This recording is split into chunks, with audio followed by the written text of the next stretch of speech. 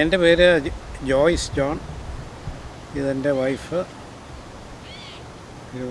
Selene Joyce. ഇതിപ്പോൾ record ചെയ്യുന്നത് ഷുഗർലാൻഡിലുള്ള ഞങ്ങളുടെ വീട്ടിൽ വെച്ചാണ്. ഷുഗർലാൻഡ് ഹ്യൂസ്റ്റണിൻ്റെ സൗത്ത് വെസ്റ്റായിട്ട് കിടക്കുന്ന ഒരു സാറ്റലൈറ്റ് സിറ്റിയാണ്. ഞങ്ങൾ 1990 ആ സമയത്താണ് ഞാൻ അമേരിക്കയിലേക്ക് വരുന്നത്. ഇവിടെ ഒരു ജോലി കിട്ടി അങ്ങനെ വന്നതാണ്. 2 വർഷത്തിന് ശേഷം സെലീനും കുട്ടികളും ഇങ്ങോട്ട് പോന്നു. ഞാനിങ്ങോട്ട് വരുമ്പോഴത്തേക്കും എൻ്റെ ഫാമിലി തൃശ്ശൂരായിരുന്നു. അപ്പോൾ 1992 ശേഷം ഫാമിലിയായിട്ട് ഞങ്ങൾ ഇവിടെ തന്നെയാണ്. 1990 ഈ വീട്ടിലേക്ക് മാറി.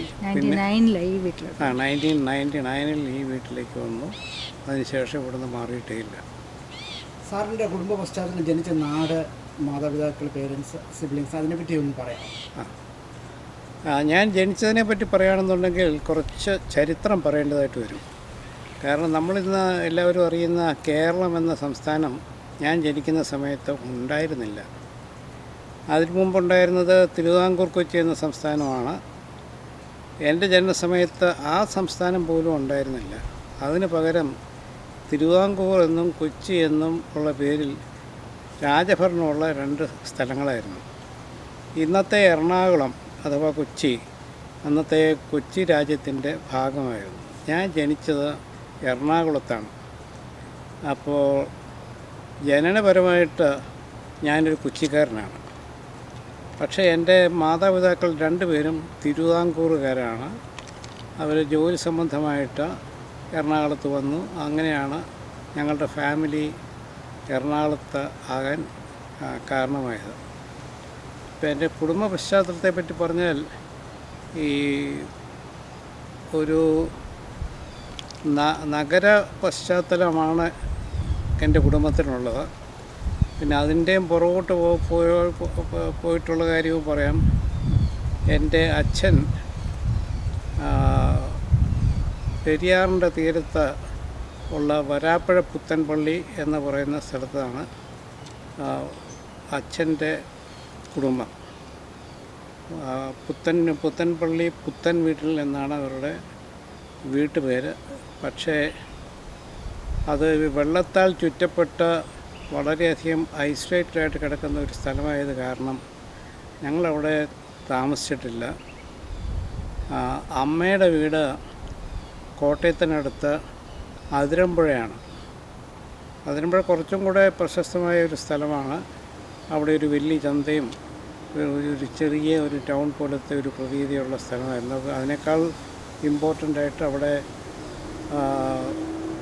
സ്കൂൾ സൗകര്യം, വിദ്യാഭ്യാസ സൗകര്യങ്ങൾ വളരെയുള്ള ഒരു സ്ഥലമായിരുന്നു. ഏതായാലും എങ്ങനെയോ ഇവർ 2 പേരും എറണാകുളത്ത് വന്ന് താമസമാക്കി.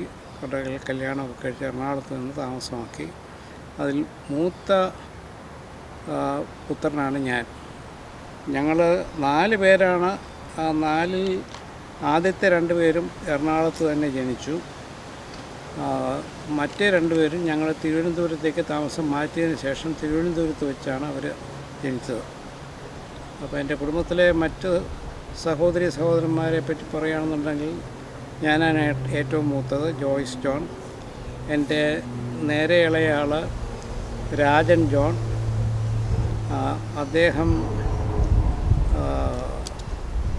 മലയാള മനോരമയുടെ എറണാകുളം ഓഫീസിൽ ജനറൽ മാനേജർ ഫൈനാൻസ് എന്ന പദവി വഹിച്ച ശേഷം അടുത്ത കാലത്ത് റിട്ടയർ ചെയ്തു.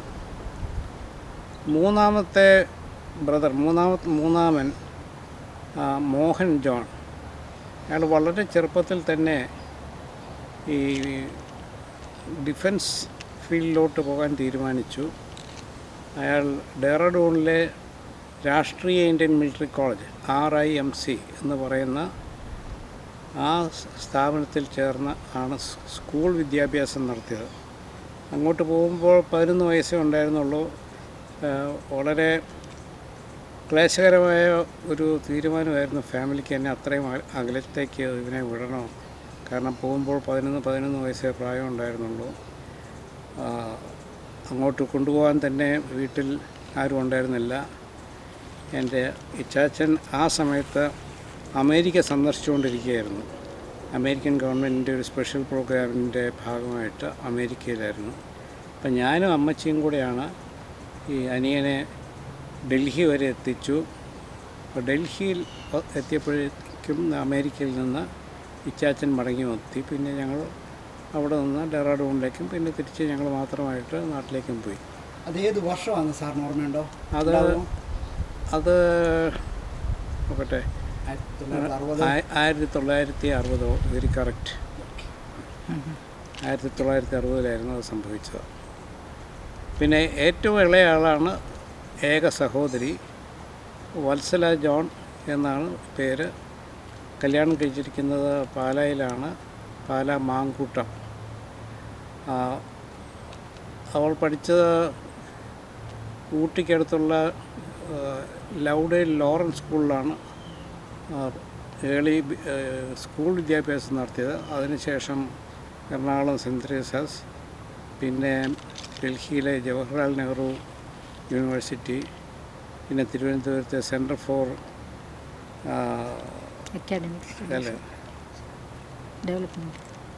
For development studies.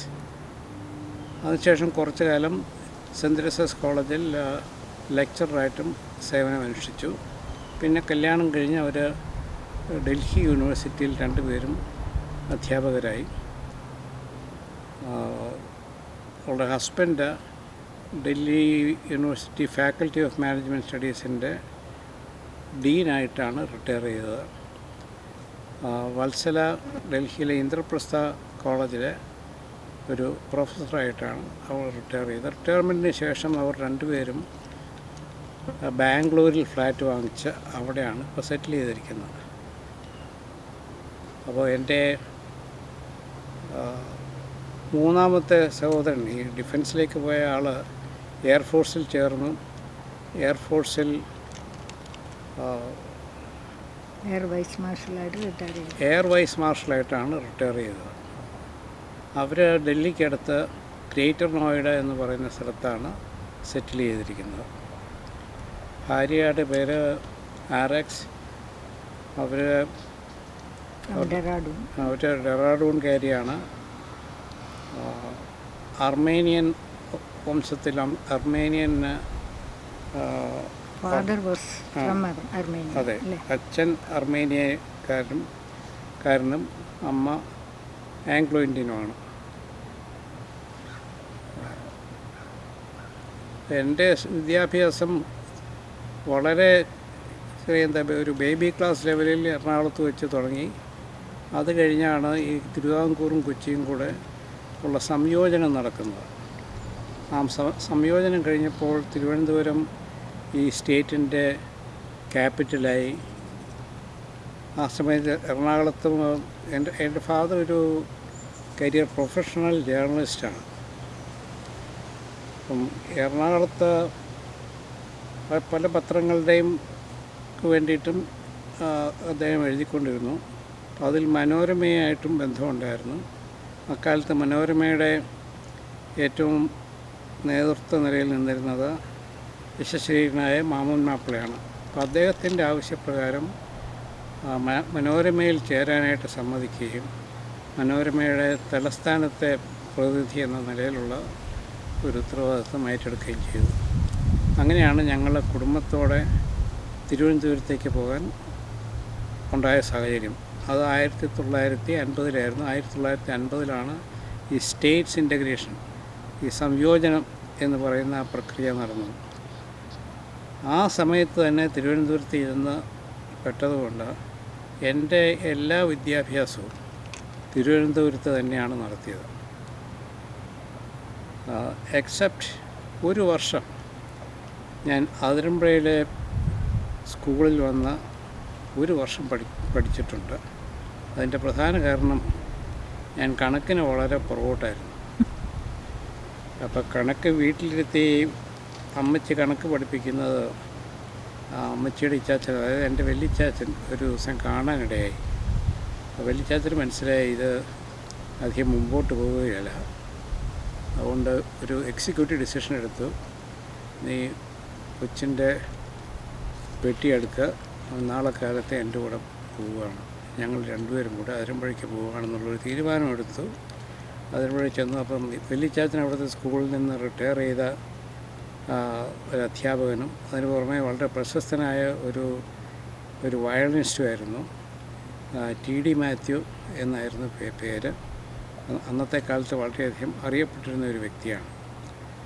അതിന് എന്നെ അതിരമ്പുഴയിലെത്തിയതിൻ്റെ പിറ്റേ ദിവസം തന്നെ വല്യച്ചാച്ചൻ്റെ പരിചയമുള്ള സ്കറിയ സാർ എന്ന സാറിനെ വിളിപ്പിച്ചിട്ട് പറഞ്ഞു, ഇങ്ങനെ എൻ്റെ കൊച്ചുമകനാണ്, ഇവന് കണക്കിനെ പറ്റി യാതൊരു വിവരവും ഇല്ല, അപ്പം നിൻ്റെ ക്ലാസ്സിലിരുത്തി ഇവനെ ഒന്ന് മെച്ചപ്പെടുത്തി എടുക്കണം.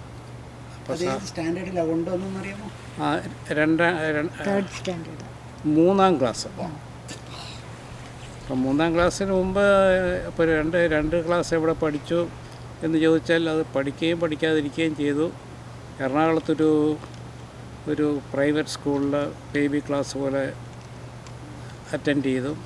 അതിനുശേഷം തിരുവനന്തപുരത്ത് വന്നപ്പോൾ തിരുവനന്തപുരത്ത് അക്കാലത്ത് വളരെ പ്രസിദ്ധി ഉണ്ടായിരുന്ന ഹോളി ഏഞ്ചൽസ് കോൺവെൻറ്റിലാണ് എന്നെ കൊണ്ട് ചേർത്തത്. അപ്പോൾ ഹോളി ഏഞ്ചൽസ് കോൺവെൻറ്റിലെ പഠിത്തം അത്ര ശരിയാകുന്നില്ല എന്ന് എനിക്ക് തോന്നി. കാരണം ഒരു മിക്സഡ് ക്ലാസ്സാണ് ലോവർ ക്ലാസ്സസിലൊക്കെ. അപ്പോൾ ഈ പഠിപ്പിക്കുന്നത് ടീച്ചേഴ്സും അല്ലെങ്കിൽ കന്യാസ്ത്രീമാരും ഒക്കെയാണ്. അവർക്ക് ആണുങ്ങളോടൊരു സ്വല്പം ഒരു വിപരീത മനോഭാവം ഉള്ളതുപോലെ എനിക്ക് തോന്നി. അപ്പം അവിടുത്തെ പഠിത്തവും അവിടുത്തെ രീതികളും എനിക്ക് ശരിയാകില്ല എന്നുള്ളത് ഉറച്ച വിശ്വാസത്തോടെ ഞാനവിടെ പോകണ്ട എന്ന് ഞാൻ തന്നെ ഒരു തീരുമാനമെടുത്തു. അപ്പോൾ അതോടെ അത് വീട്ടിലൊരു ചെറിയ പ്രതിസന്ധിയൊക്കെ ഉണ്ടാക്കി. പിന്നെ ഒരു സർക്കാർ സ്കൂളിൽ കൊണ്ടിരുത്തി, അവിടെയും ശരിയാകുന്നില്ല. അങ്ങനെയാണ് അതിരമ്പുഴയിലേക്കുള്ള എൻ്റെ പോക്ക്. അതിരമ്പുഴ ചെന്നപ്പോൾ ഞാൻ വളരെയധികം ഇഷ്ടപ്പെട്ടു. പറമ്പിലാണെന്നുണ്ടെങ്കിൽ ചക്കയും മാങ്ങയും എല്ലാം ഉണ്ട്, ഓടിക്കളിച്ച് നടക്കാനായിട്ട് സ്ഥലമുണ്ട്. അപ്പോൾ അതിനിടയിൽ ഈ സ്കറിയ സാർ, മുണ്ടക്കൽ സ്കറിയ സാർ എന്ന് പറയുന്ന ആ സാറ് വീട്ടിൽ വന്നപ്പോൾ സാറിൻ്റെ കയ്യിലോട്ട് എന്നെ ഏൽപ്പിച്ചു കൊടുത്തിട്ട് എൻ്റെ ഗ്രാൻഡ് ഫാദർ പറഞ്ഞു, ഇനി ഇവൻ്റെ കാര്യം നോക്കിക്കണം. ഇപ്പോൾ സ്കൂൾ തുറന്ന ദിവസം സാറ് വീട്ടിൽ വന്ന് എന്നെയും കൂട്ടിക്കൊണ്ട് സ്കൂളിൽ പോയി അവിടുത്തെ ഓഫീസിൽ ചെന്ന് പേരൊക്കെ എഴുതിപ്പിച്ച് എന്നെ കൂട്ടി സാറിൻ്റെ ക്ലാസ്സിലേക്ക് പോയി. ക്ലാസ്സിലെ ഏറ്റവും ഫ്രണ്ടിൽ എന്നെ ഇരുത്തും. എന്നിട്ട് സാറ് പഠിപ്പിക്കും. എന്നിട്ട് ചോദ്യം ചോദിക്കും. ആ ചോദ്യത്തിന് ഞാൻ ശരിയായിട്ടുള്ള ഉത്തരം പറയുന്നവരെ സാറ് പഠിപ്പിക്കൽ കണ്ടിന്യൂ ചെയ്തുകൊണ്ടിരിക്കും. ഈ പ്രക്രിയയിൽ കൂടെ ഒരു 2-3 മാസം കൊണ്ട് ഞാൻ ഒരുവിധം ക്യാച്ചപ്പ് ചെയ്തു. ഏതായാലും ആ 3-ാം ക്ലാസ് കഴിഞ്ഞതോടുകൂടി ഏകദേശം ഒരു നല്ല സ്റ്റുഡൻ്റാണ് ഞാനെന്നുള്ള ഒരു സ്റ്റാറ്റസ് എനിക്ക് കിട്ടി. അപ്പോൾ എൻ്റെ ഫാദർ തിരുവനന്തപുരത്ത് ഏതെങ്കിലും നല്ല ഒരു ബോയ്സ് സ്കൂൾ ചേർക്കണമെന്നുള്ള ഉദ്ദേശത്തോടുകൂടി സ്കൂൾ അന്വേഷിക്കുകയും തിരുവനന്തപുരത്തെ പ്രസിദ്ധമായ മോഡൽ സ്കൂളിൽ എനിക്ക് അഡ്മിഷൻ കിട്ടുകയും ചെയ്തു. അപ്പോൾ അഡ്മിഷൻ കിട്ടിയെന്നറിഞ്ഞ ഉടനെ തന്നെ ഇച്ചാച്ചൻ അതിരമ്പുഴയിൽ വന്ന് അവിടെ നിന്ന് എന്നെ കാറിൽ തന്നെ വന്ന് കൂട്ടിക്കൊണ്ട് തിരിച്ച് തിരുവനന്തപുരത്തിന് പോവുകയും ചെയ്തു. പിന്നത്തെ ജീവിതം തിരുവനന്തപുരത്തായിരുന്നു. അപ്പോൾ അതാണ് എൻ്റെ കണ്ടിന്യൂസ് ആയിട്ടുള്ള തിരുവനന്തപുരത്തെ വിദ്യാഭ്യാസത്തിൻ്റെയും ജീവിതത്തിൻ്റെയും തുടക്കം. മോഡൽ സ്കൂളിൽ 4-ാം ക്ലാസ് വിദ്യാർത്ഥിയായിട്ട് ചേർന്നു. അപ്പം മോഡൽ സ്കൂളിലെ എൻ്റെ പഠിത്തത്തെപ്പറ്റി ഓർത്താൽ ഒരുപാട് കാര്യങ്ങൾ പറയാനുണ്ട്. അവിടെ ചേർന്നതുകൊണ്ടാണ് എനിക്ക് ഈ വിദ്യാഭ്യാസപരമായി ഒരു നിലവാരവും ഒരു സ്ഥിതിയും ഉണ്ടായത്. മിക്ക ക്ലാസ്സുകളിലും ഞാൻ 1-ാം റാങ്കുകാരനായിരുന്നു. അതിനേക്കാൾ ഉപരി ക്ലാസ്സിൽ മോണിറ്റർ എന്ന് പറഞ്ഞൊരു സ്ഥാനം ഉണ്ടായിരുന്നു. അത് തിരഞ്ഞെടുക്കുന്ന ഒരു സ്ഥാനമായിരുന്നു. 5-ാം ക്ലാസ് മുതലാണ് ആ തിരഞ്ഞെടുപ്പ് അവർ നടത്തുന്നത്. 5-ാം ക്ലാസ്സിലെ തിരഞ്ഞെടുപ്പിൽ എൻ്റെ ഉദ്ദേശം കൊണ്ട് മാത്രമല്ല, എൻ്റെ ഒരു വളരെ കൂട്ടുകാരനായ മറ്റൊരു സഹവിദ്യാർത്ഥിയുടെ ഇനിഷ്യേറ്റീവിൽ ഞാൻ ഒരു സ്ഥാനാർത്ഥിയായിട്ട് നിൽക്കുകയും അതിൽ ജയിക്കുകയും ചെയ്തു. ജയിക്കാനുള്ള പ്രധാന കാരണം ക്ലാസ്സിലുണ്ടായിരുന്ന 10 പെൺകുട്ടികളുടെ വോട്ട് ഒരു ബ്ലോക്കായിട്ട് എൻ്റെ സഹവിദ്യാർത്ഥി എനിക്ക് വേണ്ടി നേടിത്തന്നു. ഞാൻ ആരെയും പോയി കണ്ട് വോട്ട് ചോദിച്ചിട്ടില്ല. ഈ വോട്ട് ക്യാൻവാസിങ് മുഴുവൻ നടത്തിയത് എൻ്റെ സഹവിദ്യാർത്ഥിയും എൻ്റെ വളരെ അടുത്ത കൂട്ടുകാരനുമായിരുന്ന അദ്ദേഹത്തിൻ്റെ പേര് പുരുഷോത്തമൻ എന്നായിരുന്നു. ഈ വോട്ട് പിടുത്തം നടക്കുന്നതിനിടയിലാണ് ഈ പുരുഷോത്തമൻ ആരാണ് എന്നുള്ള കാര്യം ഞാൻ മനസ്സിലാക്കുന്നത്.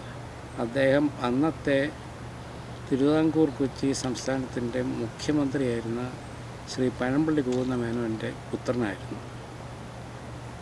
അത് വളരെ വിലപ്പെട്ട ഒരു ഓർമ്മയായിരുന്നു ആ സംഭവം. അപ്പം അങ്ങനെ 5ാം ക്ലാസ് കഴിഞ്ഞു. അപ്പോൾ 5ാം ക്ലാസ്സുകാർക്ക് 5ാം ക്ലാസ്സിലെ മോണിറ്റർക്ക് സ്കൂൾ സെക്രട്ടറിയെ എലക്ട് ചെയ്യാനുള്ള ഇലക്ഷനിൽ വോട്ട് ചെയ്യാം. അന്ന് ഞാൻ ഇപ്പോഴും ഓർക്കുന്നു, കേന്ദ്രത്തിൽ മന്ത്രിയായ ശ്രീ എസ് കൃഷ്ണകുമാറായിരുന്നു ആ വർഷം. എസ് കൃഷ്ണകുമാർ IAS അദ്ദേഹമായിരുന്നു ആ വർഷം സ്കൂൾ സെക്രട്ടറിയായിട്ട് മത്സരിച്ചത്. അപ്പോൾ അദ്ദേഹത്തിന് വേണ്ടി ഞാൻ വോട്ട് ചെയ്തിട്ടുണ്ട്. അതൊരു മധുരിക്കുന്ന ഓർമ്മ. പിന്നെ ഹൈസ്കൂളിലേക്ക് പോയി. ഹൈസ്കൂളിൽ ചെന്നപ്പോഴേക്കും അവിടെയുണ്ട് മോണിറ്റർ ഇലക്ഷൻ. അപ്പോൾ ഈ ഹൈസ്കൂളിൽ ഉള്ള കുട്ടികൾ ഏതാണ്ട് എല്ലാവരും തന്നെ എൻ്റെ ഒപ്പം പ്രൈമറി സ്കൂളിൽ നിന്ന് ഒന്നാണ്. അപ്പോൾ ഈ ഇലക്ഷൻ്റെ കാര്യം വരുമ്പോൾ എല്ലാവരും കൂടെ പറയും അത് ജോയ്സ് തന്നെ ആകട്ടെ. അപ്പോൾ പിന്നെ ഇലക്ഷനില്ല. അപ്പോൾ ഇലക്ഷൻ ഇല്ലാതെ ഏകകണ്ഠ്യേന അങ്ങനെ ഏതാണ്ട് എല്ലാ വർഷവും ഞാൻ തന്നെ മോണിറ്ററായി. പിന്നെ എന്താ പറയുക, ഒരു പ്രൊഫഷണൽ മോണിറ്റർ എന്ന് വേണമെങ്കിൽ പറയാം. എന്ത് കാര്യമുണ്ടെങ്കിലും അതിനൊക്കെ എന്നെ അതിൻ്റെ മുമ്പിലേക്ക് തള്ളിവിടുന്ന ഒരു പ്രവണത ക്ലാസ്സിലുണ്ടായിരുന്നു. അതിന് ഞാൻ യാതൊരു എതിരും പ്രകടിപ്പിച്ചിട്ടില്ല. അപ്പോൾ അങ്ങനെ സ്കൂൾ വിദ്യാഭ്യാസം കഴിഞ്ഞു. അന്നത്തെ കാലത്ത് പ്രീ യൂണിവേഴ്സിറ്റി എന്ന് പറയുന്ന ഒരു ക്ലാസ് ഉണ്ടായിരുന്നു. ആ സ്കൂൾ കോമ്പൗണ്ടിൽ തന്നെയായിരുന്നു ആ കോളേജ്. പഴയ കാലത്ത് ഇൻ്റർമീഡിയറ്റ് ഉണ്ടായിരുന്ന കാലത്ത് ഇൻ്റർമീഡിയറ്റ് കോളേജ് എന്ന പേരിൽ തുടങ്ങിയ കോളേജ്. അവിടെയായിരുന്നു പ്രീ യൂണിവേഴ്സിറ്റി പഠിച്ചത്. അപ്പോഴത്തേക്കും എവിടെ ഭാവിയിൽ എന്താകണം എന്നൊക്കെയുള്ളൊരു തീരുമാനം നമുക്ക് തന്നെ മനസ്സിൽ തോന്നി തുടങ്ങും. ഇപ്പം വീട്ടിലാണെങ്കിൽ നീ എന്ത് വേണമെങ്കിലും ആയിക്കോ. പക്ഷെ ഒരു കാര്യത്തിൽ എൻ്റെ ഫാദർ ശ്രദ്ധിച്ചിരുന്നത് രാഷ്ട്രീയ കാര്യങ്ങളിലും പിന്നെ ഈ ഭരണകാര്യങ്ങളിലും കുറച്ച് ശുഷ്കാന്തി, അല്ലെങ്കിൽ എങ്ങനെയാണ് കാര്യങ്ങൾ നടക്കുന്നത് അതിനെപ്പറ്റിയുള്ളൊരു ജ്ഞാനം ഉണ്ടാക്കി തരാൻ വേണ്ടി ശ്രദ്ധിച്ചിരുന്നു. അതിൻ്റെ ഭാഗമായിട്ട് ഞാൻ പല പ്രാവശ്യം കേരള സ്റ്റേറ്റ് ആ സമയമായപ്പോഴത്തേക്കും കേരള സ്റ്റേറ്റായി. 1956 കേരള സ്റ്റേറ്റ് ഉണ്ടായി. അപ്പോൾ കേരള സ്റ്റേറ്റ് അസംബ്ലിയിൽ 2-3 പ്രാവശ്യം ഗസ്റ്റ് പാസ് വാങ്ങിച്ച് എന്നെ അസംബ്ലി കാണിക്കാൻ വേണ്ടി ചാച്ചൻ അയച്ചിട്ടുണ്ട്. അതിൻ്റെ ഒരു കാരണം എനിക്ക് തോന്നുന്നത്, അന്നത്തെ അസംബ്ലിയിൽ വളരെ ചൂട് പിടിച്ച വാദപ്രതിവാദങ്ങൾ നടക്കുകയായിരുന്നു. അന്ന് EMS നമ്പൂതിരിപ്പാടായിരുന്നു മുഖ്യമന്ത്രി. പ്രതിപക്ഷത്തിരുന്നത് ശ്രീ PT ചാക്കോയായിരുന്നു, അതായത് സെലിൻ്റെ അച്ഛൻ. അപ്പോൾ അതൊക്കെ കാണാൻ വേണ്ടി എന്നെ സെക്രട്ടേറിയറ്റിലേക്ക് കൊണ്ടുപോകുമായിരുന്നു ലെജിസ്ലേറ്റീവ് അസംബ്ലിയിൽ. പിന്നെ ഈ IAS എന്ന ആ സംഗതിയോട് ഇച്ചാച്ചന് താല്പര്യമുണ്ടായിരുന്നു തോന്നുന്നു. അപ്പോൾ എനിക്കും അതിൽ താല്പര്യം ഉണ്ടാക്കി തരാനായിട്ട് നോക്കി. പക്ഷേ കണക്കിന് നല്ല മാർക്കും ഇഷ്ടമുണ്ടായിരുന്നതുകൊണ്ട് എൻ്റെ താല്പര്യം എൻജിനീയറിങ്ങിൽ പോകാനായിരുന്നു. അങ്ങനെ എൻജിനീയറിംഗ് കോളേജിൽ, തിരുവനന്തപുരം എൻജിനീയറിംഗ് കോളേജ് അന്നത്തെ കാലത്തെ ഏറ്റവും പ്രശസ്തമായ കോളേജായിരുന്നു.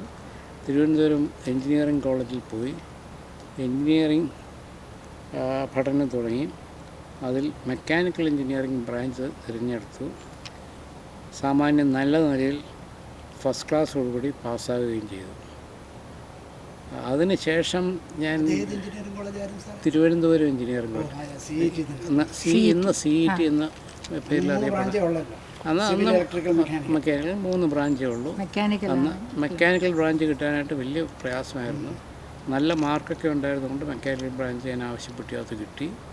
പിന്നെ അതിനു മുമ്പേ ഉണ്ടായ ഒരു നല്ല കാര്യം എന്താണെന്ന് വെച്ചാൽ ഫസ്റ്റ് ഇയറിൽ കിട്ടിയ മാർക്കിൻ്റെ അടിസ്ഥാനത്തിൽ ഞാൻ ഗവൺമെൻറ് ഓഫ് ഇന്ത്യയുടെ മെരിറ്റ് കം മീൻസ് സ്കോളർഷിപ്പിന് അർഹനായി.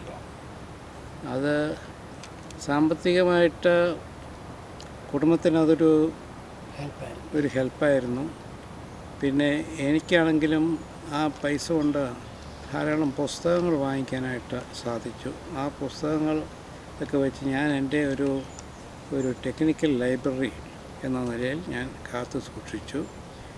വർഷങ്ങളോളം ആ ലൈബ്രറി ഉണ്ടായിരുന്നു.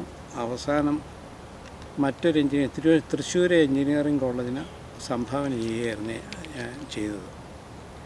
അപ്പം അങ്ങനെ എല്ലാം കൊണ്ടും എനിക്ക് വളരെ തൃപ്തികരമായ ഒരു വിദ്യാഭ്യാസ ജീവിതമാണ് ഉണ്ടായിരുന്നത്. ഏത് വർഷമാണ് സാറ് പാസ്സായി പുറത്ത് വന്നത്? 1966 ഞാൻ പാസ്സായി. 4 വർഷം പഠിച്ചതിന് ശേഷം 66 എഞ്ചിനീയറിങ് 5 വർഷം പഠിക്കേണ്ടി വന്നു. കാരണം എൻ്റെ ബാച്ചിൽ വെച്ച് എഞ്ചിനീയറിംഗ് വിദ്യാഭ്യാസത്തിൻ്റെ ഘടന അവർ മാറ്റി.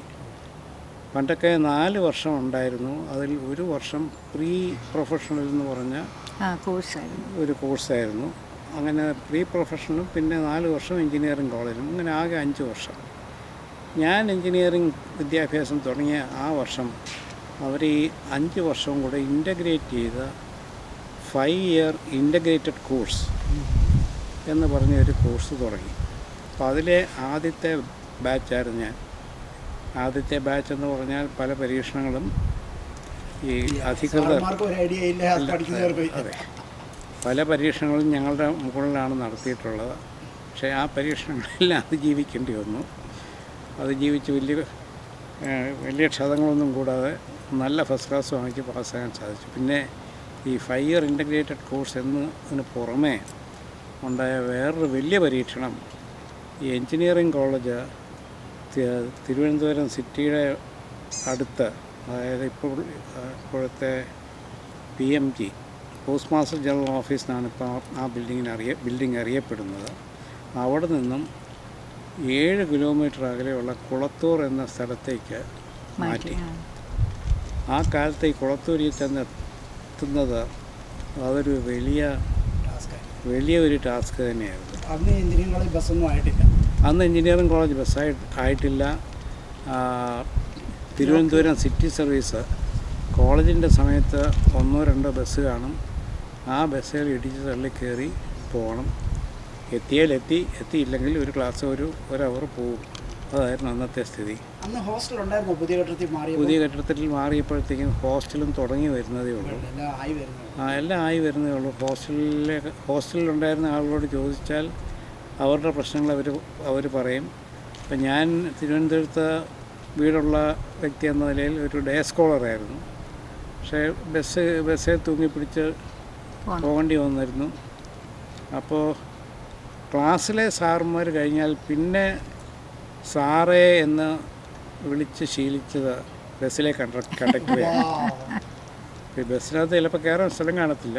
അപ്പോൾ ഉന്തിത്തള്ളി കുത്തി നിറച്ച് എങ്ങനെയെങ്കിലും കയറ്റും. അപ്പോൾ ആരെങ്കിലുമൊക്കെ ഞങ്ങളിപ്പോൾ പുറത്താകും. പിന്നെ ഈ കണ്ടക്ടറെ കാലിൽ പിടിച്ച് സാറേ ഒരു സീറ്റ് എന്നൊക്കെ പറഞ്ഞാണ് ബസ്സിൽ കയറുന്നത്. അങ്ങനെ സാറേ വിളി തുടങ്ങുന്നത് അവിടെയാണ്. ഈ ടീച്ചർമാർക്ക് പുറമെ ഒരു സാറേ വിളി തുടങ്ങുന്നത് അവിടെ വെച്ചാണ്. അപ്പം ബസ്സുകളുടെ ഘടന എങ്ങനെയായിരുന്നു സാറേ? ഇന്നത്തെ പോലൊന്നും അല്ലല്ലോ. ബസ്സുകളെന്ന് പറഞ്ഞാൽ ലോറി പോലൊക്കെയുള്ള ഡിസൈനൊക്കെ അല്ല. ആ ഡിസൈൻ മാറി. ഞങ്ങൾ തിരുവനന്തപുരത്ത് ചെന്നപ്പോൾ ആ ഡിസൈനായിരുന്നു. ലോറി പോലത്തെ ബസ്സുകളായിരുന്നു അന്ന് അവിടെ ഉണ്ടായിരുന്ന ബസ്സുകൾ. ഓസ്റ്റിൻ, ഫാർഗോ, ആ ബസ്സുകളൊന്നും ഇപ്പോഴില്ല. പിന്നീട് ഈ നമ്മുടെ പഴയ കുട്ടികളുടെ ഭാഷ പറഞ്ഞാൽ മൂക്ക് ചെത്തിയ ബസ്, അത് ഫ്രണ്ടിലേക്ക് തള്ളി നിൽക്കാത്ത, അതിൻ്റെ ടെക്നിക്കൽ ടേം പറഞ്ഞാൽ എൻജിൻ ഇൻസൈഡ്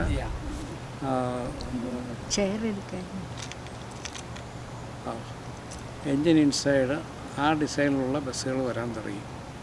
അപ്പോൾ എഞ്ചിനീയറിംഗ് കോളേജിൽ ഞാൻ പോകുന്നതിന് മുമ്പേ തന്നെ അത്തരത്തിലുള്ള ബസ്സുകൾ തിരുവനന്തപുരം സിറ്റിയിലൊക്കെ ആയിക്കഴിഞ്ഞു. അത് പലതും ടാറ്റ മെഴ്സിഡസ് ബെൻസ് ഉണ്ടായിരുന്നു, പിന്നെ ഓസ്റ്റിൻ ഉണ്ടായിരുന്നു. അപ്പം അധികം മെഴ്സിഡസ് ബെൻസ് ആയിരുന്നു. പിന്നെ ഞാനൊരു 3-ാം വർഷം ആയപ്പോഴും മറ്റുമാണ് കോളേജ് ആദ്യമായിട്ടൊരു ബസ് വാങ്ങിച്ചത്. കോളേജിൽ നിന്ന് ഞാൻ പിരിയുമ്പോൾ കോളേജിന് 2 ബസ്സായി. ആ 2 ബസ്സായപ്പോഴത്തേക്കും കുറച്ചൊരു ആശ്വാസമായി. പിന്നെ കോളേജിൽ ഏറ്റവും കൂടുതൽ അനുഭവിച്ചിട്ടുള്ള ഒരു ബുദ്ധിമുട്ട് ഭക്ഷണമാണ്. അപ്പോൾ ഇതിനെപ്പറ്റി ഈ കോളേജ് പ്രിൻസിപ്പലും കോളേജ് അധികൃതരും ആലോചിച്ച് അവരൊരു ക്യാൻറ്റീൻ അറേഞ്ച് ചെയ്ത് തന്നു. ആ ക്യാൻറ്റീനിലാണെങ്കിൽ നല്ല 1-ാം തരം വെജിറ്റേറിയൻ ഫുഡ് കിട്ടുമായിരുന്നു. പക്ഷേ സിറ്റിയിൽ നിന്നൊക്കെ വരുന്ന ചില എന്താ പറയുക, മേൽത്തരം കുടുംബങ്ങളിൽപ്പെട്ട ആളുകൾക്ക്, കുട്ടികൾക്ക് ആ ഭക്ഷണം, വീട്ടിലെ ഭക്ഷണത്തിൻ്റെ അത്രയും രുചിയില്ല, ക്വാളിറ്റി ഇല്ല എന്നൊക്കെയുള്ള പരാതി, വളരെ നിരന്തരമായിട്ട് പരാതി വന്നതുകൊണ്ട് കോളേജ് അധികൃതർ ആ ക്യാൻറ്റീൻ അടച്ചു പൂട്ടാനായിട്ട് തീരുമാനിച്ചു. അതോടെ ഞങ്ങളെപ്പോലെ ആളുകൾ തൃശങ്കു സ്വർഗത്തിലേക്ക്. ഉച്ചയ്ക്ക് ഊണ് കിട്ടുക അതൊരു വലിയ പ്രശ്നം തന്നെയായിരുന്നു. ഞാനിപ്പോഴും ഓർക്കുന്ന ഒരു പേര്, കൃഷ്ണൻ നായർ എന്നുള്ളൊരു പേര്. അദ്ദേഹം അവിടെ കോളേജിനടുത്ത് താമസിക്കുന്ന ഒരു സാധാരണക്കാരനാണ്. അദ്ദേഹം വീടിൻ്റെ മുൻവശത്തെ മുറ്റത്തേക്കൊരു ചാർത്ത് മാതിരി കെട്ടി ഭക്ഷണം പാകം ചെയ്ത് കോളേജ് വിദ്യാർത്ഥികൾക്ക് വേണ്ടി ഉച്ചയൂണ് തരുമായിരുന്നു. അപ്പോൾ ഇപ്പോഴും ഓർക്കുന്നുണ്ട്, അന്ന് സ്പെഷ്യലായിട്ട് കിട്ടിയിരുന്നത് ഈ ചാള, മത്തി, അവിടെ ചാളയെന്നാണ് പറയുന്നത്, മത്തി വറുത്തത്, അല്ലെങ്കിൽ ഒരു മുട്ടയുടെ ബുൾസൈ. ഇത് കഴിച്ച് ഉച്ച സമയത്ത് ഇത് കഴിച്ചു മടുത്തു. അപ്പോൾ ഞങ്ങൾ കുറച്ച് പേര് കൂടി തീരുമാനിച്ചു, ഇത് കഴിച്ച് നമ്മൾ നിലനിൽക്കുകയില്ല. അതുകൊണ്ട് മിക്കവാറും ഉച്ച കഴിഞ്ഞുള്ള ക്ലാസ്സുകൾ കട്ട് ചെയ്ത് വീട്ടിലേക്ക് പോകും. ഈ ഉച്ചയ്ക്കുള്ള ഭക്ഷണം കഴിക്കാനുള്ള ആ വൈമുഖ്യം കൊണ്ട് മാത്രം ഏതെങ്കിലും പ്രൊഫസറോ അതുപോലെ പ്രധാനപ്പെട്ട ആരുടെയെങ്കിലും ക്ലാസ് ഉണ്ടെങ്കിൽ ആ ക്ലാസ്സിന് വേണ്ടി നിൽക്കും. അല്ലെങ്കിൽ ഉച്ച സമയത്ത് ഒരു ബസ്സുണ്ട്, ആ ബസ്സിൽ കയറി വീട്ടിലോട്ട് പോകും. അന്ന് ടൈമിംഗ് എങ്ങനെയായിരുന്നു? 9 മണിക്ക് തുടങ്ങുമായിരുന്നു? അല്ല, 9 മണിക്കല്ല. അന്നത്തെ ക്ലാസ് 9:30 അല്ല, 7:50. 7:50-7:50 8:15 കൃത്യമായിട്ട് ഓർക്കുന്നില്ല. ഏതായാലും വളരെ നേരത്തെ ആയിരുന്നു. അപ്പോൾ 1 മണിയാകുമ്പോൾ 6 മണിക്കൂറാവും. ക്ലാസ് തീരുന്നത് 3:50 ആ സമയത്താണ് ക്ലാസ് തീരുന്നത്. മറ്റ് കോളേജുകളെ അപേക്ഷിച്ച് എഞ്ചിനീയറിംഗ് കോളേജിൽ 1 മണിക്കൂർ കൂടുതലായിരുന്നു ഈ ടോട്ടൽ ടൈം. അതിനിടയ്ക്ക് ഇൻ്റർവെല്ലും. അപ്പോൾ അങ്ങനെ വളരെ സംഭവബഹുലമായിരുന്നു എഞ്ചിനീയറിംഗ് കോളേജ്. പുറകോട്ട് തിരിഞ്ഞ് നോക്കുമ്പോൾ സ്കൂൾ വിദ്യാഭ്യാസവും കോളേജ് വിദ്യാഭ്യാസവും ഒക്കെ അതിനെപ്പറ്റി തന്നെ പറയാൻ ധാരാളമുണ്ട്. ബുക്ക് എഴുതാനുണ്ട്. അതിൽ സ്കൂളിൽ പഠിച്ചിരുന്ന ചില ആളുകൾ ആയിട്ട് ഇപ്പോഴും ബന്ധമുണ്ട്. പക്ഷേ ഞാൻ 4-ാം ക്ലാസ്സിനോടൊപ്പമാണ് തുടങ്ങിയത്. 4-ാം ക്ലാസ് മുതൽ ഉണ്ടായിരുന്ന ആരും തന്നെ ഇല്ല. പുരുഷോത്തമൻ്റെ കാര്യം പറയട്ടെ. പുരുഷോത്തമനെ ഈ സ്കൂൾ വിട്ട് ഞങ്ങൾ 5-ാം ക്ലാസ് കഴിഞ്ഞപ്പോഴേക്കും കേരളത്തിലെ മന്ത്രിസഭ തകർന്നു. പിന്നെ തൂക്ക് മന്ത്രിസഭ, പിന്നെ അത് കഴിഞ്ഞ് ഗവർണറുടെ ഭരണം, അങ്ങനെ പലതും കഴിഞ്ഞ് 56 അല്ല 56. അതെ. അപ്പോൾ അതോടെ ഈ പനമ്പള്ളി ഗോവിന്ദമേനോൻ്റെ ഭരണമൊക്കെ കഴിഞ്ഞു. അപ്പം പുരുഷോത്തമൻ തിരിച്ചുപോയി. തിരിച്ചെങ്ങോട്ടാണ് പോയതെന്ന് അറിയാൻ പാടില്ല. മിക്കവാറും എറണാകുളത്തോട്ടോ. അദ്ദേഹത്തിൻ്റെ വീട് പനമ്പള്ളി ഗോവിന്ദമേനോൻ ചാലക്കുടി ാണ് പ്രതിനിധീകരിച്ച് എവിടെയായിരുന്നു വീടെന്ന് അറിയാൻ പാടില്ല. ഏതായാലും കുറേ നാളിന് ശേഷം, അതായത് ഞാൻ എൻജിനീയറിങ്ങൊക്കെ പാസ്സായി ജോലി തുടങ്ങി കുറച്ച് നാൾ കഴിഞ്ഞപ്പോഴാണ് അദ്ദേഹം കേന്ദ്രത്തിൽ മന്ത്രിയാകുന്നത്. കേന്ദ്രത്തിൽ സ്വതന്ത്ര ചുമതലയുള്ള റെയിൽവേ മിനിസ്റ്ററായിരുന്നു എന്നാണ് എൻ്റെ ഓർമ്മ. ഒരു ദിവസം പത്രം എടുത്ത് നോക്കിയപ്പം അതിനകത്തൊരു വാർത്ത, പനമ്പള്ളി ഗോവിന്ദമേനോൻ്റെ പുത്രൻ മരിച്ചു.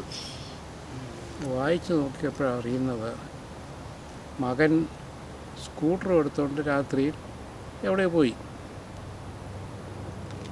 വളരെ ലേറ്റായിട്ടും ആളും മടങ്ങി വന്നില്ല. മകൻ തിരിച്ച് വീട്ടിലെത്തിയിട്ടില്ല എന്നുള്ള കാര്യം കാലത്ത് നേരം വെളുത്ത് നോക്കിയപ്പോഴാണ് ഇവരറിയുന്നത്. പിന്നെ പോലീസിലൊക്കെ റിപ്പോർട്ട് ചെയ്ത് എല്ലായിടത്തും അന്വേഷിച്ചപ്പോൾ സ്കൂട്ടർ മറിഞ്ഞ് തലയിടിച്ച് എവിടെയോ മൃതപ്രായനായിട്ട് കിടക്കുന്നു. വളരെ എനിക്കത് വായിച്ചിട്ട് വലിയ വിഷമം തോന്നി.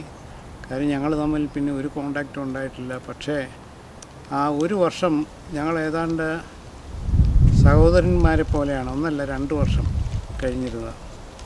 അപ്പോൾ എൻ്റെ കഴുത്തിൽ കൈയിട്ടുകൊണ്ട് ഇങ്ങനെ വായിൽ ഓരോ പരിപാടികളും ഓരോ മെത്തേഡ്സും ഒക്കെ എൻ്റെ അടുത്ത് വന്ന് പറയണം, നമുക്ക് ഇങ്ങനെ ചെയ്യാം അല്ലെങ്കിൽ അങ്ങനെ ചെയ്യാം, അങ്ങനെ ചെയ്താൽ നമുക്കൊരു 5 വോട്ട് കൂടുതൽ കിട്ടും.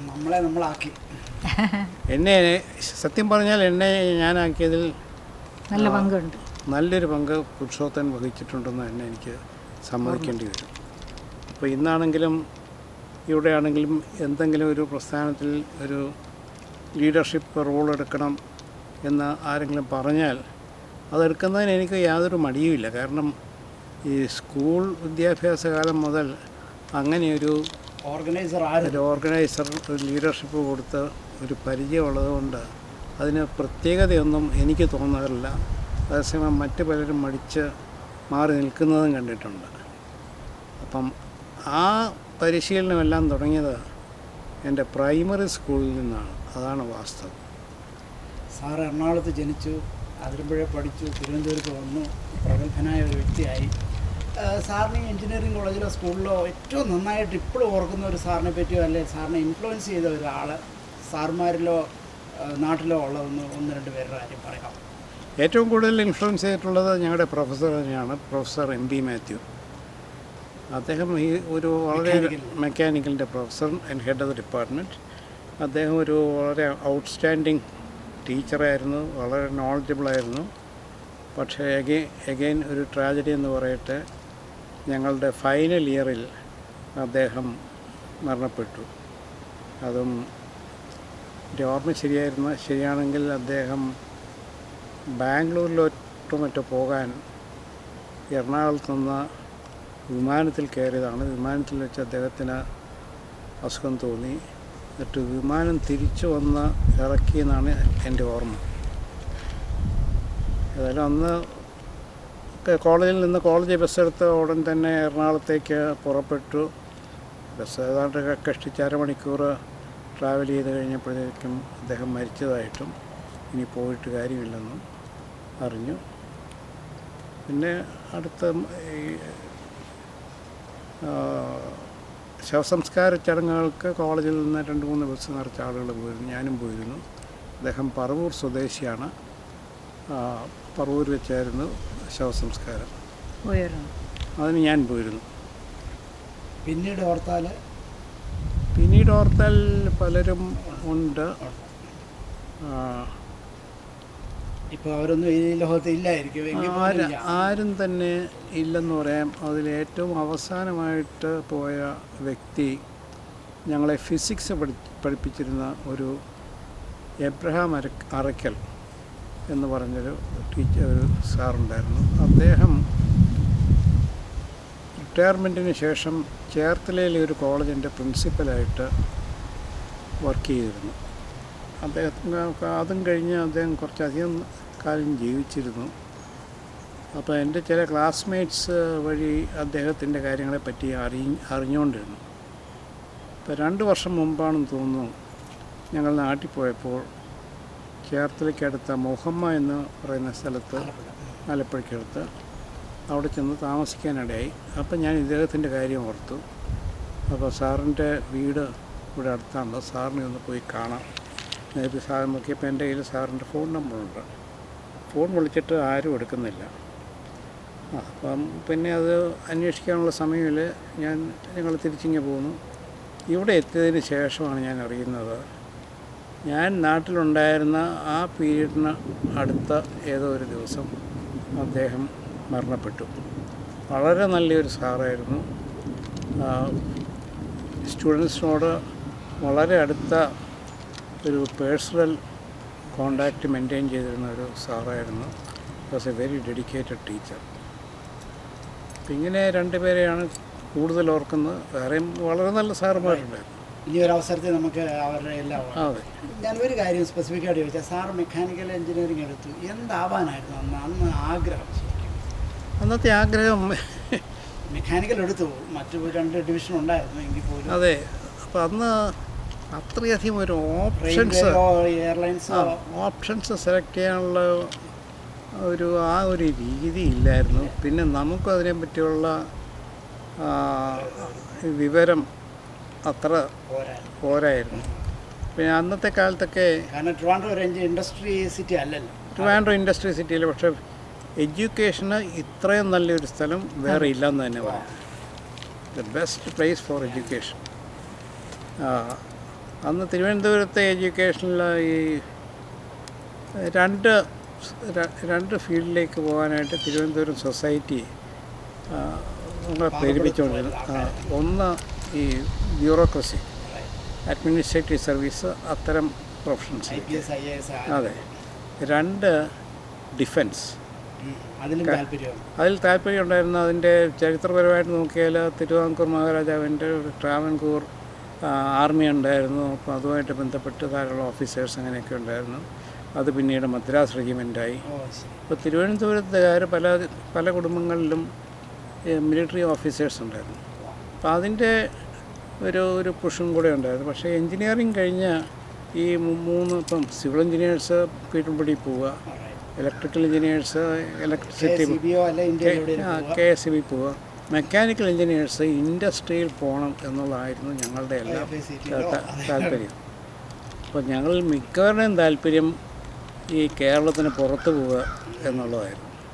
അപ്പം ഞാനും ആദ്യമേ കേരളത്തിന് പുറത്ത് പോയി, അതിന് ശേഷമാണ് തിരിച്ചു വന്നത്.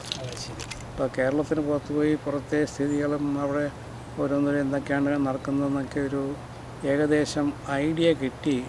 മദ്രാസിൽ ജോലി ചെയ്യുന്ന സമയത്ത് ഒരു സംഭവം ഉണ്ടായി. അപ്പോൾ അതിലേക്ക് ഇപ്പോൾ കിടക്കണോ? അടുത്ത ലെവലിൽ thank you so much sir. നമുക്ക് ഈ ലെവലിൽ ഇപ്പം കുറച്ച് നേരം ചേച്ചിയെ പറ്റിയൊക്കെ.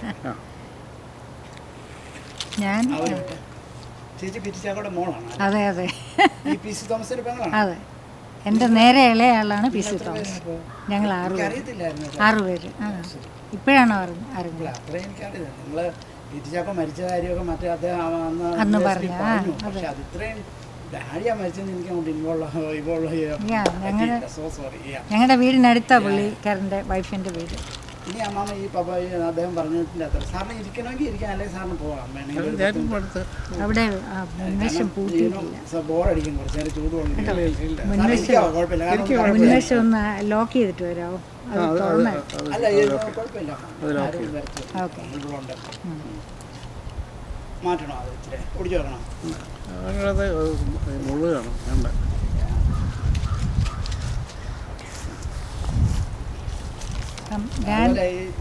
പറയുന്നതങ്ങ് പറഞ്ഞു പോയിക്കോട്ടെ. അതിൻ്റെ അകത്ത് അവിടെ ഇത് കറക്റ്റ് ചെയ്യേണ്ട, കാരണം അത് എഡിറ്റ് ചെയ്യുമ്പോൾ അതിൽ എൻ്റെ ഒരു ചെറിയ മൂവ്മെൻറ്റ് ഇത് വരും, കണ്ടിന്യൂറ്റി. മാമ ഒക്കെ പറഞ്ഞു, അല്ല എന്തെങ്കിലും പറയാനുണ്ടെങ്കിൽ അത് ഞാനൊന്ന് കറക്റ്റ് ചെയ്തോട്ടെ എന്ന് പറഞ്ഞ് നമുക്ക് വേണമെങ്കിൽ ഇടയ്ക്ക് വെച്ച് ചെയ്യാം. അതുപോലെ വെരി ഗുഡ്. ഓക്കെ മാമ തുടങ്ങിക്കോ. എൻ്റെ പേര് സെലീൻ ജോയ്സ് എന്നാണ്. നേരത്തെ കല്യാണത്തിന് മുമ്പ് എൻ്റെ പേര് സെലീൻ ചാക്കോ എന്നായിരുന്നു. അപ്പോൾ സ്കൂളിലും കോളേജിലുമൊക്കെ സെലീൻ ചാക്കോ എന്നാണ് എല്ലാവരും എന്നെ അറിയപ്പെട്ടിരുന്നത്. അപ്പം എൻ്റെ വീട്ടിലേക്ക് എല്ലാം പറയണോ? ഓക്കെ. ഞാൻ ജനിച്ചത് എൻ്റെ അമ്മ വീട് ഒറ്റപ്ലാക്കിൽ നിന്നാണ് വീട്ടുപേര്. അമ്മയുടെ വീട് ചെറക്കടവ് എന്ന് പറഞ്ഞ സ്ഥലമാണ്. അവിടെയാണ് ഞാൻ ജനിച്ചത്. കാഞ്ഞിരപ്പള്ളി താലൂക്കിലാണ്, കാഞ്ഞിരപ്പള്ളിയുടെ അടുത്ത്. അവിടെ ജനിച്ചു. അത് കഴിഞ്ഞിട്ട് എൻ്റെ ഫാദറാണ് PT ചാക്കോ. അദ്ദേഹം ഒരു നല്ല ക്രിമിനൽ ലോയറായിരുന്നു. ക്രിമിനൽ ആണ് കൂടുതലും പ്രാക്ടീസ് ചെയ്തിരുന്നത്. അപ്പം എൻ്റെ ജനനസമയത്ത് അദ്ദേഹം പ്രാക്ടീസ് ചെയ്യുന്നുണ്ടായിരുന്നു, പൊളിറ്റിക്സിലും ഉണ്ടായിരുന്നു. അതായത് 1948 ഞാനുണ്ടായത്. അപ്പം അന്നേരമൊക്കെ എൻ്റെ ഫാദർ പ്രാക്ടീസ് ചെയ്യുന്നുണ്ട് ലോയറായിട്ട്. അത് കഴിഞ്ഞിട്ട് ഞാൻ വളർന്നു വന്നതൊക്കെ കോട്ടയത്താണ് കൂടുതലും.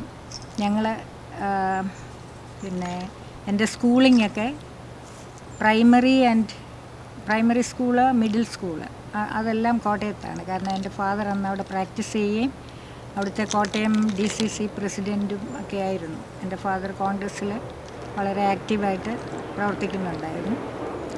അപ്പോൾ ഞാൻ അവിടെ സ്കൂളിൽ മൗണ്ട് കാർമൽ സ്കൂൾ കഞ്ഞിക്കുഴി എന്ന് പറഞ്ഞ സ്കൂളിലാണ് പഠിച്ചത്. അപ്പോൾ 1ാം ക്ലാസ് മുതൽ 8th സ്റ്റാൻഡേർഡ് വരെ അവിടെ പഠിച്ചു.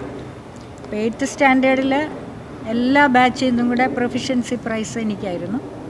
അത് കഴിഞ്ഞിട്ടാണ് എൻ്റെ ഫാദർ മിനിസ്റ്റർ ആയപ്പോൾ ഞങ്ങൾ തിരുവനന്തപുരത്തേക്ക് മാറി. അപ്പോൾ തിരുവനന്തപുരത്താണ് പിന്നെ ഞങ്ങൾ താമസിച്ചിരുന്നത്. എൻ്റെ ഫാദറിന് കിട്ടിയ official residence Ross House, ROSS, Ross House എന്ന പേരുള്ള ഒരു ഗവൺമെൻറ് ഹൗസായിരുന്നു. എൻ്റെ അല്ലല്ല 1961 മറ്റോ എൻ്റെ അച്ഛൻ മിനിസ്റ്റർ ആകുന്നത്. 60 ആണോ 61 ആണോ 60 ആണോന്ന് എനിക്ക് തോന്നുന്നത്. അപ്പം അന്നേരം ആക്ച്വലി ഞാൻ എന്നെ ഞങ്ങൾ 6 പേര് 6 പേരും ട്രിവാൻഡ്രത്തേക്ക് വന്നു.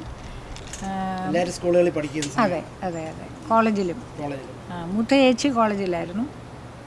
എൻ്റെ നേരെ മൂത്ത ചേച്ചി വിമൻസ് കോളേജ്, നേരെ ഓപ്പോസിറ്റ് സൈഡിലായിരുന്നു വിമൻസ് കോളേജ്. അവിടെ ജോയിൻ ചെയ്തു. ഞങ്ങൾ 3 പെൺകുട്ടികൾ ആദ്യമേ, അത് കഴിഞ്ഞിട്ട് 3 ആൺകുട്ടികൾ. ഏറ്റവും മൂത്ത സിസ്റ്റർ ഇവിടെ ഡിട്രോയിറ്റിൽ പീഡിയാട്രിക് ന്യൂറോളജിസ്റ്റ് ആയിരുന്നു. പക്ഷേ ഇപ്പോൾ ഇല്ല കേട്ടോ, മരിച്ചുപോയി. 55 വയസ്സായപ്പം പുള്ളിക്കാരിക്ക് ക്യാൻസർ വന്ന് മരിച്ചുപോയി. അപ്പം എൻ്റെ കാര്യം പറഞ്ഞാൽ എന്നെ ഹോളി ഏഞ്ചൽസ് എന്ന് പറഞ്ഞ വളരെ പ്രസിദ്ധമായ സ്കൂളിൽ ചേർത്തു. അവിടെ ഞാൻ വളരെ ഹാപ്പി ആയിട്ട് പഠിച്ചു. അവിടുന്ന് 10th കഴിഞ്ഞു. 10th കഴിഞ്ഞപ്പം വിമൻസ് കോളേജ്, എനിക്ക് വിമൻസ് കോളേജിൽ ചേരണമെന്നായിരുന്നു. കാരണം എനിക്ക് ഒരു റോഡ് ക്രോസ് ചെയ്താൽ കോളേജിലെത്തും. അപ്പോൾ ഞാൻ എൻ്റെ ഫാദറിനോട് പറഞ്ഞാൽ ഞാൻ വിമൻസ് കോളേജിൽ ചേരാം. അപ്പോൾ എൻ്റെ ഫാദർ പറഞ്ഞല്ല, നീ നമ്മുടെ ഡയസസിലുള്ള സ്കൂളിൽ പോകണം എന്ന് പറഞ്ഞു, കോളേജിൽ പോകണം. അപ്പോൾ ചങ്ങനാശ്ശേരി ഡയസസ് ആയിരുന്നു ഞങ്ങൾ. അപ്പോൾ അവിടെ അസംഷനിൽ കൊണ്ടുവന്ന് ചേർത്തു. ഇതിനിടയ്ക്ക് ഒരു ചോദ്യം ചോദിച്ചാൽ, മിനിസ്റ്ററുടെ മോളായിട്ട് സ്കൂളിൽ പഠിക്കുന്ന കാലത്തുള്ള പ്രിവിലേജ് എന്തായിരുന്നു? ആ കാലത്തെ പ്രിവിലേജുകൾ അങ്ങനെ വലിയ പ്രിവിലേജ് ഒന്നും ഇല്ലായിരുന്നു. കാരണം ട്രിവാൻഡ്രം അല്ലേ, ട്രിവാൻഡ്രത്ത് പല മിനിസ്റ്റേഴ്സിൻ്റെയും മക്കൾ അവിടെയുണ്ട്. അങ്ങനെ വലിയ ഹോം മിനിസ്റ്റർ അല്ലായിരുന്നു. അതെ. ഞാൻ ഇൻറ്ററപ്റ്റ് ചെയ്തിട്ടുണ്ട്. ഞാൻ സ്കൂളിൽ പഠിക്കുന്ന കാലത്ത് എല്ലാ ക്ലാസ്സിലും ഒരു ക്ലാസ്മേറ്റെങ്കിലും മന്ത്രിയുടെ മകനാണ്. ഏതെങ്കിലും ഒരു മന്ത്രിയുടെ മോൻ കാണും, നമ്മുടെ ഒരു ഫ്രണ്ടായിട്ട്. അല്ല, ആകെക്കൂടെ അതില്ലാതിരുന്ന ഏക ക്ലാസ് സ്കൂൾ ഫൈനൽ സ്റ്റാൻഡേർഡ്. ആ സമയത്ത് ഇവരുടെ മന്ത്രിസഭയായിരുന്നു. മന്ത്രി വരാനായിട്ടൊരു കാരണം കൂടെ ഉണ്ട്. കാരണം ഞങ്ങളുടെ മോഡൽ സ്കൂളിൻ്റെ വളരെ അടുത്താണ് ഈ റോസ് ഹൗസ് എന്ന് പറയുന്ന സ്ഥലം. അപ്പോൾ ഈ റോസ് ഹൗസ് സെലക്ട് ചെയ്യുന്ന മന്ത്രി അവർക്ക് പിള്ളേരെ പഠിപ്പിക്കാൻ കൂടെ വേണ്ടിയിട്ടാണ്. അപ്പം അവരുടെ കുട്ടികളെ പഠിപ്പിക്കാൻ വേണ്ടി ഏറ്റവും ലാസ്റ്റ് ഇവിടെ സെലിൻ്റെ ഇളയ ബ്രദറാണ് ഒരു മകനായിട്ടുള്ളത്. ഇളയ മകനായപ്പോഴത്തേക്കും ഞങ്ങളെല്ലാം പെൺപിള്ളേരല്ലേ. പുള്ളിയെ സയൻസ് സ്കൂളിലായിരുന്നു കണ്ടു വിട്ടു. ബാക്കിയെല്ലാം പെൺപിള്ളേർ. അപ്പം മോഡൽ സ്കൂളിൽ വന്ന് പഠിക്കാനായിട്ട് ആരും ഇല്ലാതെ പോയി. പിന്നെ അതിന് മുമ്പ് ഉള്ള ക്ലാസ്സിൽ ഈ EMS മന്ത്രിസഭയിലുണ്ടായിരുന്ന സ്പീക്കറിൻ്റെ മക്കളാണ്. സ്പീക്കറാണ് അവിടെ റോസ് ഹൗസിൽ താമസിക്കുന്നത്. അദ്ദേഹത്തിന് ട്വിൻ സൺസാണ്. ഇപ്പോൾ 2 മക്കൾ ഞങ്ങളുടെ ക്ലാസ്സിലുണ്ടായിരുന്നു. അപ്പം അതുകൊണ്ട് ഈ റോസ് ഹൗസിൽ പോവുക, അവിടെ പോയി കളിക്കുക, അതൊക്കെ ബ്യൂറോക്രാറ്റ് എല്ലാവരും പരിചയമുണ്ട്, അല്ലെങ്കിൽ എല്ലാവരും നിയർ ബൈ പീപ്പിൾ. അതെ. ഈ സമയത്തൊക്കെ PC തോമസ് സാർ ഏത് ക്ലാസ് വരെ എത്തിയായിരുന്നു? 7th തോന്നുന്നു. സൈനിക് സ്കൂളിലേക്ക് ചേർന്നു. മോഡൽ സ്കൂളിൽ പോയി പഠിച്ചു ആദ്യമേ 7th. അപ്പോൾ അവിടുന്ന് സൈനിക് സ്കൂളിൻ്റെ എക്സാം എഴുതി. അപ്പം എൻ്റെ ഫാദർ അവിടെ ചേരാൻ പറഞ്ഞു. അവിടെ കിട്ടിയതുകൊണ്ട് അവിടെ ചേർന്നു. അപ്പോൾ എന്നോട് അസംഷനിൽ പോകാൻ പറഞ്ഞു. അപ്പോൾ അസംഷനിൽ പോയപ്പം അവിടെ പ്രീ യൂണിവേഴ്സിറ്റി, പിന്നെ 3 ഇയർ BSc, അത് കഴിഞ്ഞിട്ട് SB കോളേജിൽ MSc. അതെ, ഉണ്ടായിരുന്നു. ഞാൻ അവിടെ ഹോസ്റ്റലിലാണ് നിന്നത്. Assumption hostel. അസംഷൻ ഹോസ്റ്റൽ എന്ന് പറഞ്ഞാൽ ഒത്തിരി ഹോസ്റ്റൽസ് ഉണ്ട് അവിടെ. മെയിൻ ഹോസ്റ്റൽ ഞങ്ങളുടെ ആയിരുന്നു, അസംഷൻ ഹോസ്റ്റൽ എന്ന് അതിൻ്റെ പേര്. ചങ്ങനാശ്ശേരിയിലുണ്ടായിരുന്നു ഒരു പന്ന തിയേറ്റർ. പോപ്പുലർ, അത് തന്നെ. തിരുവനന്തപുരത്ത് കുറേ തിയേറ്റേഴ്സ് ഉണ്ടായിരുന്നു. അതിലേറ്റവും അന്നത്തെ കാലത്ത് ഏറ്റവും മുന്തിയ തിയേറ്ററായിട്ട് കൺസിഡർ ചെയ്തിരുന്നത് ശ്രീകുമാർ. അവിടെ ഇംഗ്ലീഷ് പിക്ചർ, അവിടെ ഇംഗ്ലീഷ് പടങ്ങളാണ് വരുന്നത്. പിന്നെ സെൻട്രൽ, പത്മനാഭ, ചിത്ര ഒത്തിരി എണ്ണം ഉണ്ടായിരുന്നു. അപ്പോൾ അസംഷൻ കോളേജിലായിരുന്നു പറഞ്ഞു. അസംഷൻ കോളേജിൽ നിന്ന് തിരുവനന്തപുരത്തേക്കുള്ള ഫ്രീക്വൻസി എങ്ങനെയായിരുന്നു? ട്രാവലിങ് എങ്ങനെയായിരുന്നു പോകുന്നത്? അത് വല്ലപ്പോഴേ പോവുള്ളൂ. ഫോണൊന്നും ഇല്ലല്ലോ. മിക്കവാറും ഫാദർ വരുമ്പോഴായിരിക്കും വന്ന് എന്നെ കൊണ്ടുപോകാനൊക്കെ വരുമ്പോഴും. ട്രെയിനിൽ പോയതായിട്ട് ഞാൻ ഓർക്കുന്നില്ല. ഇല്ല, അല്ല, കാറുണ്ടെന്ന് പറഞ്ഞാൽ എപ്പോഴും പോവുകയില്ല. ട്രിവാൻഡ്രത്തേക്ക് പോകാനൊക്കെ വല്ലപ്പോഴേ പോവുള്ളൂ. അപ്പം വല്ലപ്പോഴും എന്ന് പറഞ്ഞാൽ ഫാദർ അതിലേക്ക് പോകുമ്പോൾ അവിടെ വരും ഞങ്ങളെ കൊണ്ടുപോകാനായിട്ട്. ചിലപ്പം അല്ലെങ്കിൽ ഏറ്റവും ക്ലോസ് ആയിട്ടുള്ള അങ്കിൾസിനെ ആരെങ്കിലും വിടും. അങ്ങനെ. അതെ. അത് കഴിഞ്ഞിട്ട് അമ്മമ്മ SBന്ന് 2 വർഷം കഴിഞ്ഞ് ഏതിലായിരുന്നു? സുവോളജി പോസ്റ്റ് ഗ്രാജുവേഷൻ നടന്നു. അത് കഴിഞ്ഞിട്ട് ആദ്യം BCM കോളേജിൽ എനിക്ക് ലെക്ചറായിട്ട് കിട്ടി. അത് 1968 to 69 അവിടെ ലെക്ചറായിട്ട് വർക്ക് ചെയ്തു. അപ്പോൾ അവർ പറഞ്ഞു 1 വർഷമത്തെ വേക്കൻസി ഉള്ളെന്നല്ല, 1 വർഷമേ തരുള്ളൂ എന്ന് പറഞ്ഞു. അപ്പോൾ ശരിയെന്ന് പറഞ്ഞു. അതിന് മാനേജ്മെൻറ്റാണ്, പക്ഷേ ഈ ജ്ഞാനായ കാത്തലിക്സിൻ്റെയാണ്. അപ്പോൾ അവർക്കാണ് പ്രിഫറൻസ്. അതെ,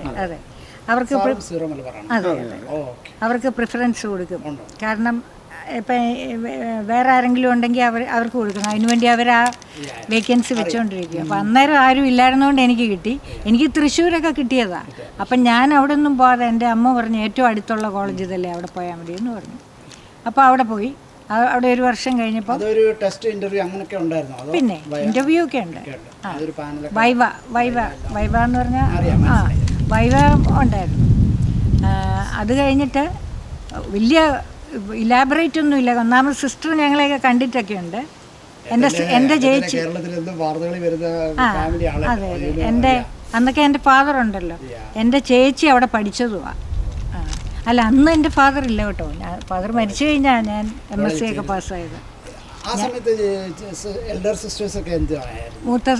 എല്ലാവരും പഠിക്കുമായിരുന്നു. മൂത്ത ചേച്ചിക്ക് ജർമ്മനി പോയി പഠിക്കണമെന്ന് പറഞ്ഞ് മെഡിസിന് ജർമ്മനിയിൽ പോയി പഠിച്ചു. ചേച്ചി ജർമ്മനിയിലായിരിക്കുമ്പോഴാണ് എൻ്റെ ഫാദർ മരിക്കുന്നത്. അപ്പോൾ ചേച്ചിക്ക് ഒരു വലിയ എക്സാം നടക്കുന്ന സമയമാണ്. അപ്പോൾ ചേച്ചിക്ക് വരാൻ പറ്റിയില്ല.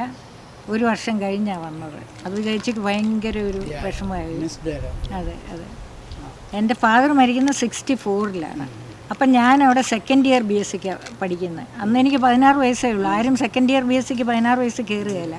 എന്നെ കൊണ്ട് 4 വയസ്സിൽ 1-ാം ക്ലാസ്സിൽ ചേർത്ത്. കാരണം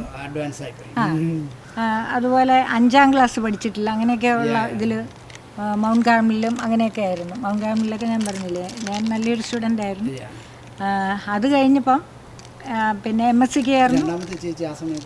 രണ്ടാമത്തെ ചേച്ചി അന്ന് BCM പഠിച്ചിട്ട് കൊല്ലത്ത് MScക്ക് ചേർന്നു, ഫിസിക്സ് MSc.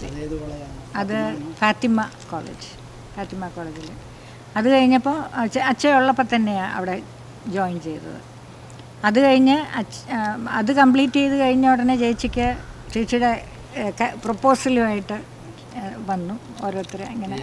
അപ്പോൾ അതിലൊരു കല്യാണം നടന്നു. അപ്പോഴേക്കും എൻ്റെ ഫാദർ മരിച്ചു കഴിഞ്ഞിട്ടാണ്. ഫാദർ മരിക്കുമ്പോഴൊക്കെ ഞങ്ങളെല്ലാവരും പഠിക്കുക. എൻ്റെ ഫാദർ മരിച്ചത് 49 വയസ്സിലാണ്. അതെ. ഈ സമയത്തൊക്കെ PC തോമസിൽ ഉണ്ടായ പ്രകടമായ രാഷ്ട്രീയമൊക്കെ എന്താ? രാഷ്ട്രീയം അവന് 13 വയസ്സേ ഉള്ളായിരുന്നു. പക്ഷെ ആൾ ആക്റ്റീവ് ആയിരുന്നു. ആക്റ്റീവായിരുന്നു. രാഷ്ട്രീയത്തിലല്ല, അവൻ സൈനിക് സ്കൂളിലായിരുന്നു. അവൻ നല്ല സ്റ്റുഡൻ്റ് ആയിരുന്നു, സൈനിക് സ്കൂളിലായിരുന്നു. അപ്പം ഞങ്ങളെല്ലാവരും ഭയങ്കരമായിട്ട് അപ്സെറ്റായിട്ട് കരയുമ്പോൾ ഞങ്ങളെയൊക്കെ ആശ്വസിപ്പിച്ചത് ആളാണ്. അതെ, യങ് ബോയ് ആയിട്ട് പോലും അത്രയ്ക്കൊരു വളരെ മെച്യൂർ ഇതൊക്കെ കാണിച്ചു. ഇത് പെട്ടെന്നുള്ള മരണമാണല്ലോ, ഹാർട്ട് അറ്റാക്ക് ആയിരുന്നു. പറഞ്ഞല്ലോ നിങ്ങൾ ചാമമ്പാതാർ ആ പ്രദേശത്ത്. അതെ അതെ അതെ അതെ, ഞങ്ങളുടെ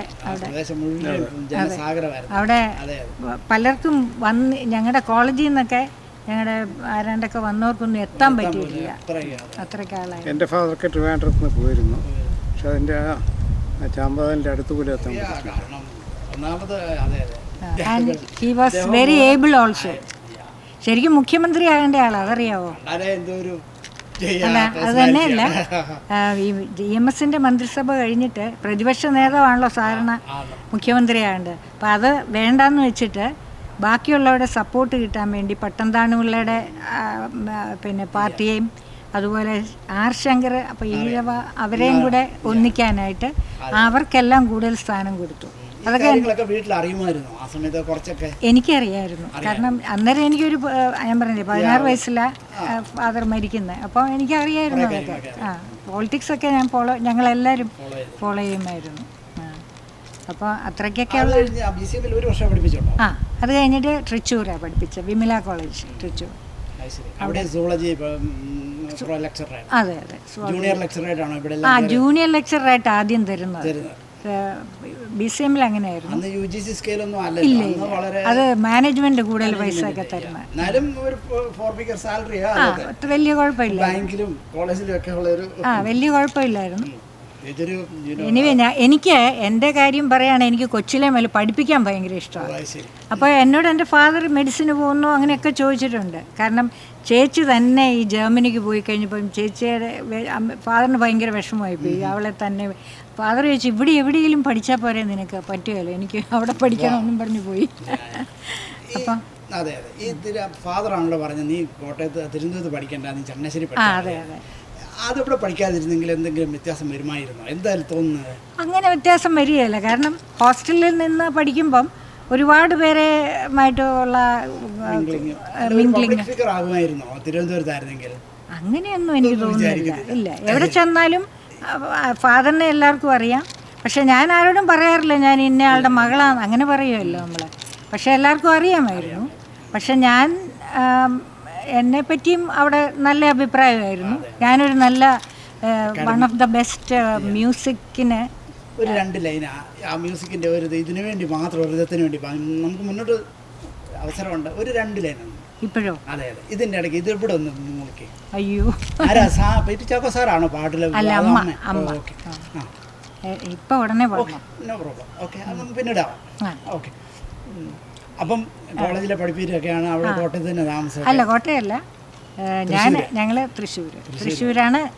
ഞാൻ ഹോസ്റ്റലിലായിരുന്നു വിമല കോളേജിനെ പറ്റി പറഞ്ഞാൽ ചങ്ങനാശ്ശേരി അസംഷനുണ്ട്, കോട്ടയത്ത് BCM പഠിച്ചു, തൃശ്ശൂർ വന്നപ്പോൾ ആ കോളേജിനെ ഒന്ന് കമ്പയർ ചെയ്താൽ എന്താണ്? അവിടെ നല്ലൊരു കോളേജായിരുന്നു. വളരെ നല്ല കോളേജ്. സ്റ്റുഡൻസൊക്കെ വളരെ ആക്റ്റീവായിരുന്നു. പിന്നെ ഞങ്ങൾക്ക് ഈ സുവോളജിക്ക് കിട്ടുന്ന സ്റ്റുഡൻസ് നല്ലതാണ്. BSc എന്നെ ആദ്യമേ BSc 3rd ഇയറിനും BSc 1st year അങ്ങനെയുള്ള ക്ലാസ്സിലല്ല വിട്ടത്. വിമല കോളേജ് പ്രീ ഡിഗ്രി ഇല്ലായിരുന്നു. അപ്പം BScക്കാണ് പഠിപ്പിച്ചത് ആദ്യമേ. അപ്പം പിള്ളേരൊക്കെ നല്ല പിള്ളേരാണ്. എൻ്റെ പിള്ളേർ പല ഡോക്ടേഴ്സ് ഉണ്ട് ഇവിടെ. ഉണ്ട്. അപ്പം ചെറുപ്പം മുതലേ എനിക്ക് പഠിപ്പിക്കും. BSc അല്ലാതെ പ്രീ ഡിഗ്രി കഴിഞ്ഞ് പോയവരും ഉണ്ട്. അതെ, ആദ്യമേ വിമലെ പഠിപ്പിച്ചവർ പലരും ഉണ്ട്. അത് കഴിഞ്ഞിട്ട് എനിക്കൊരു റിക്വസ്റ്റ് ട്രാൻസ്ഫർ ആയിട്ട് സെൻറ്റ് മേരീസ് കോളേജ്, അവിടെ പ്രീ ഡിഗ്രി ഉണ്ട്. അത് വിമലയുടെ തന്നെ ഒരു ബ്രാഞ്ചാണ്, തൃശ്ശൂർ. അതെ അതെ, അത് ടൗണിലാണ്. അപ്പം ജോയ്സ് അത് 1972 ഞങ്ങളുടെ കല്യാണം കഴിഞ്ഞു. ഞാൻ 68 അവിടെ പിന്നെ BCM ചേർന്നു. 69 മുതൽ വിമല കോളേജിലായിരുന്നു. അത് കഴിഞ്ഞിട്ട് ഞാൻ പറഞ്ഞു എനിക്കൊരു ട്രാൻസ്ഫർ സെൻറ്റ് മേരീസിലേക്ക് തരണം. കാരണം എൻ്റെ 72 ഇല്ല, പരിചയമില്ല. ഞങ്ങൾ ആദ്യമായിട്ട് കാണുന്നത് എന്നെ കാണാൻ വന്നപ്പോഴാണ്. ഞാൻ ചോദിച്ചതുള്ളേ ഉള്ളൂ. ഇല്ല, പരിചയമില്ല. തൃശ്ശൂരാന്ന് പറഞ്ഞപ്പോഴേ. ഇല്ല, തൃശ്ശൂർ ജോയ്സ് ഉണ്ടായിരുന്നില്ല. തൃശ്ശൂർ ഞങ്ങൾ താമസിക്കാൻ കാരണം അവിടെ ജോലിയുണ്ട്. അതെ, എനിക്ക് ജോലി ഉണ്ടായിരുന്നുകൊണ്ട് തൃശ്ശൂർ താമസിച്ചു. അത് കഴിഞ്ഞിട്ട് പിന്നെ സെയിൻറ്റ് മേരീസിലേക്ക് മാറി. പിന്നെ പിള്ളേരൊക്കെ ഉണ്ടായി കഴിഞ്ഞപ്പോഴേക്കും ഞങ്ങൾ അവിടെ വീട് വെച്ചു. ഓൾ ഇന്ത്യ റേഡിയോയിൽ ഒരു ആർട്ടിസ്റ്റായി അത് പറയാം. അതായത് ഞാൻ കോളേജിൽ ഞങ്ങളുടെ അസംഷനിൽ പാടുമായിരുന്നു. ഞാനൊരു one of the best musicians ആയിരുന്നു. ഞങ്ങളുടെ കോളേജിലെ കുറച്ച് പേരെടുക്കാണ് ബെസ്റ്റ് സിംഗർ എന്നുള്ള ഇതിനകത്ത് വരുമായിരുന്നു. അത് കഴിഞ്ഞപ്പോൾ പിന്നെ എൻ്റെ പാട്ട് വിമല കോളേജിലുമൊക്കെ ഞാൻ പാടുമായിരുന്നു. കോളേജിൽ അപ്പോൾ കോളേജിലെ ലെക്ചറേഴ്സൊന്നും അങ്ങനെ പാടുകയില്ല. അപ്പോൾ എന്നോട് പാടാൻ പറയും, ഞാൻ പാടും. അതുപോലെ മടിയില്ല. പ്രെയർ സോങ്സ് ഒക്കെ ഞാൻ തന്നെ എഴുതുകയൊക്കെ ചെയ്യുമായിരുന്നു. അത് അവർ സിസ്റ്റേഴ്സ് പറയും, ഒരു പ്രെയർ സോങ് വേണമല്ലോ സെലിൻ എന്ന് പറയുമ്പോൾ ഞാൻ തന്നെ ഇരുന്ന് എഴുതും. അങ്ങനെ കുറച്ച് പാട്ടുകളൊക്കെ അങ്ങനെ ഉണ്ടാക്കി. അപ്പോഴാണ് എൻ്റെ പാട്ട് കേട്ടുകൊണ്ട് ഓൾ ഇന്ത്യ റേഡിയോയിൽ ഒരു പ്രോഗ്രാം മാനേജർ കുറച്ച് നാൾ ഞങ്ങൾ തൃശ്ശൂർ ഒരു വാടക വീട്ടിൽ താമസിച്ചിരുന്നു. പുള്ളി അവിടെ ഒരു ക്ലബ്ബുണ്ട്. അവിടെ വെച്ച് എൻ്റെ പാട്ട് കേട്ടിട്ട് പുള്ളി എൻ്റെ ബ്രദർ ഇൻ ലോയോട് പറഞ്ഞു, ജോയ്സിൻ്റെ ബ്രദറിനോട് പറഞ്ഞു, സെലിനോട് പറയണം അവിടെ വന്ന് ഓഡിഷൻ എടുക്കാൻ. അപ്പോൾ ഒന്നും ഞാൻ അതിനൊന്നും പോയില്ല, കാരണം പിള്ളേരുടെ കാര്യമുണ്ട്. അതെ. അത് കഴിഞ്ഞ് കുറേ നാൾ കഴിഞ്ഞപ്പം ഞാൻ ഓഡിഷൻ എടുക്കാൻ പുള്ളി പറഞ്ഞതല്ലേ എന്ന് വിചാരിച്ചു. പുള്ളി അവിടുത്തെ വലിയ ആളാണ്. പറഞ്ഞതല്ലേ, അത് നമ്മൾ അങ്ങനെ ചെയ്യുന്നത് മോശമല്ലേ.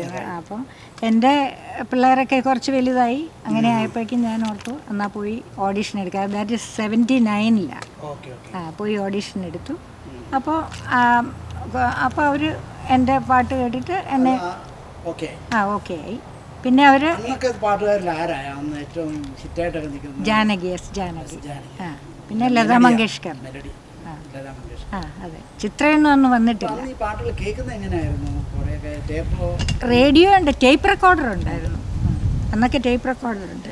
ജോയ്സ് അതുപോലെ ഇടയ്ക്ക് അമേരിക്കയിൽ വന്നപ്പോൾ ഒരു ടേപ്പ് റെക്കോർഡർ എനിക്ക് കൊണ്ടുവന്ന് തന്നു. അങ്ങനെ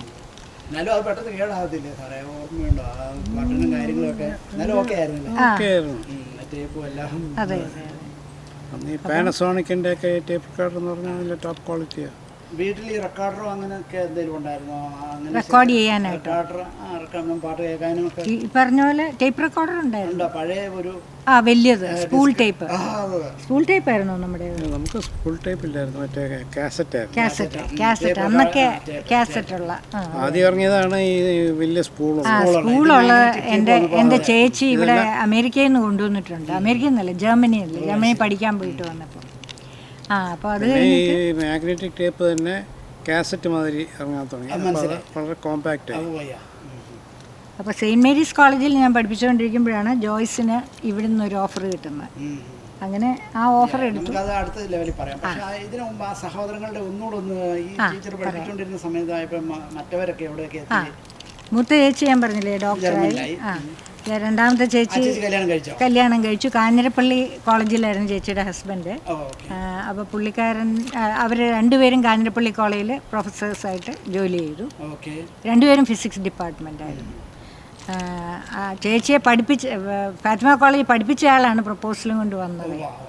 അങ്ങനെയാണ് കല്യാണം നടന്നത്. അത് കഴിഞ്ഞപ്പോൾ ഞാൻ മൂന്നാമത്തെ ആളാണ്. ഞാൻ ഇതുപോലെ പിന്നെ എൻ്റെ നേരെ ഇളയാളാണ് PC തോമസ്. അവൻ സൈനിക് സ്കൂൾ കഴിഞ്ഞിട്ട് ഡിഫൻസിലോട്ടൊന്നും പോകാതെ അവൻ പിന്നെ 11th വരെയുള്ളൂ സൈനിക് സ്കൂളിൽ. അത് കഴിഞ്ഞിട്ട് SB കോളേജിൽ ചേർന്നു. സ്പെഷ്യൽ BSc ഫിസിക്സ് എടുത്തു. പിന്നെ LLBക്ക് പോയി. നല്ലൊരു പോസ്റ്റ് ഗ്രാജുവേഷൻ എടുത്തില്ല. LLB എടുത്തില്ല. BSc സ്പെഷ്യൽ BSc LLB ആണ്. അതെ. അപ്പോൾ പുള്ളിക്കാരൻ നല്ലൊരു ലോയറായിരുന്നു. ഒരുപാട് കേസസ് ഉണ്ടായിരുന്നു. അതിനിടയ്ക്ക് ആളുകളെല്ലാം കൂടെ പോളിറ്റിക്സ് ചേരണം, പോളിറ്റിക്സ് വരണം. അതെ. അത് എൻ്റെ ഫാദറിനോട് കോൺഗ്രസ്സുകാർ നീതിയായിട്ട് പ്രവർത്തിച്ചില്ല എന്നൊക്കെ പറഞ്ഞ് കുറേ പേര് ബഹളമൊക്കെ ഉണ്ടാക്കി. അങ്ങനെ ഉണ്ടായതാണ്.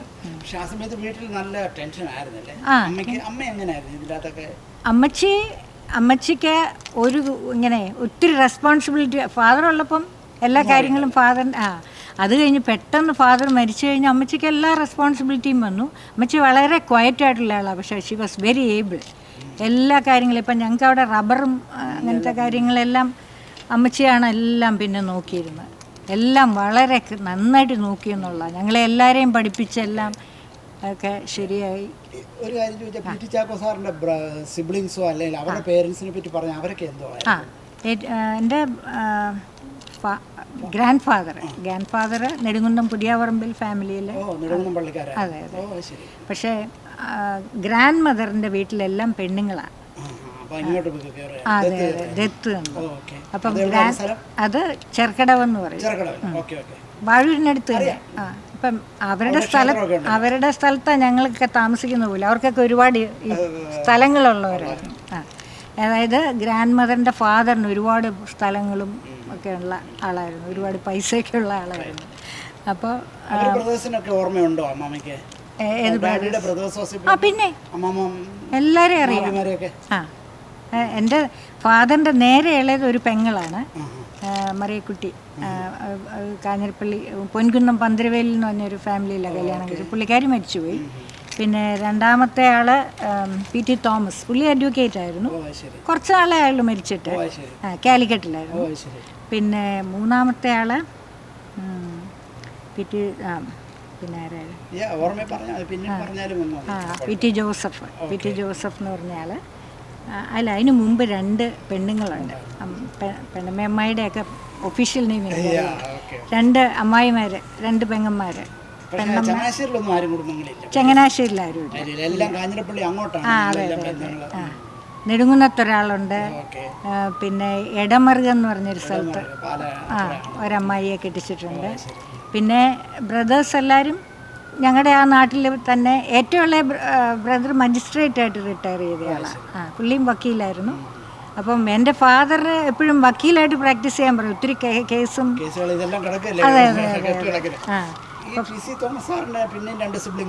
ഉണ്ട്. അവർ ഏറ്റവും നേരെ ഇളയാള്. അവന് അധികം പഠിക്കാനൊന്നും പറ്റിയില്ല. അവന് ഇടയ്ക്ക് ചില അസുഖങ്ങളൊക്കെ വന്ന് ഇപ്പോൾ അവന് പാർക്കിൻസനായിട്ട് അവൻ ബെഡ്രിഡനാണ്. അവനാണ് കുടുംബത്തിൽ താമസിക്കുന്നത്.